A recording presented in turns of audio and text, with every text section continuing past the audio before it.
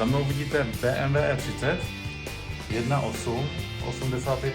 rok, s jedním z nejslabších motorů 1.8, kde hodně často se stává, že motor po startu a během jízdy svaká.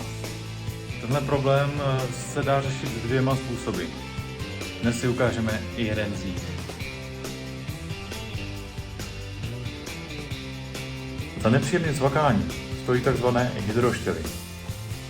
A dnes se podíváme, jak tenhle problém vyřešit bez demontáže hlavy motoru a rozdělání rozvodů, a jedná se v podstatě o jednu z nejlevnějších oprav tohoto problému.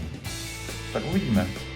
Z materiálu tady teda máme sadu vahadel, 8 kousků, protože je to 1.8, potom samotné hydroštěly. Tady můžeme vidět tuto krásnou sadu. A těsnění na horní víko. That's all. Je dobrý a výrazně doporučuji si hydra položit takhle do oleje, než je budete montovat, ať se trošku napustí, natáhnout to do sebe, přece jenom ten tlak tam není. No a my už jsme si sundali víko a otevřela se nám hlava motoru. Tady vidíte problém, díky kterému to většinou začne celá tahle anabáze. Motory M40 měly vačku mazanou touhle rozstřikovací tyčí, která se většinou ucpala, je to vlivem zanedbané údržby. A tenhle všechen karbon a spálený olej se dostal sem, ucpalo to mazací tyčku, no a začala se vydírat vačka.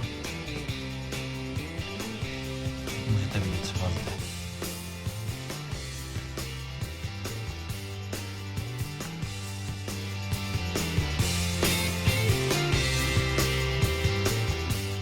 Co budeme dělat? Vezmeme si přípravek, který nám stlačí ventil dovnitř hlavy. Doufejme, že nepadne do válce, neměl by.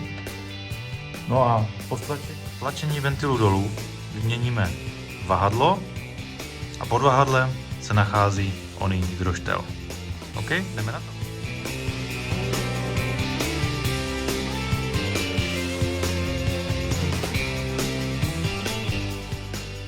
Tak a máme vyměněno.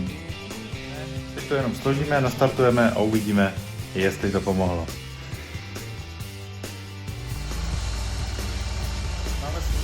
Máme složeno, nastartováno a musím říct, že jsem nadšený, protože svakání je pryč a motor konečně zní tak, jak by znít měl.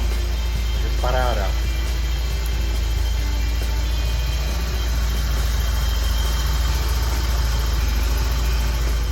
Pokud chcete dělat generálku motoru, tak je to ta nejlepší, nejrychlejší a nejlevnější cesta.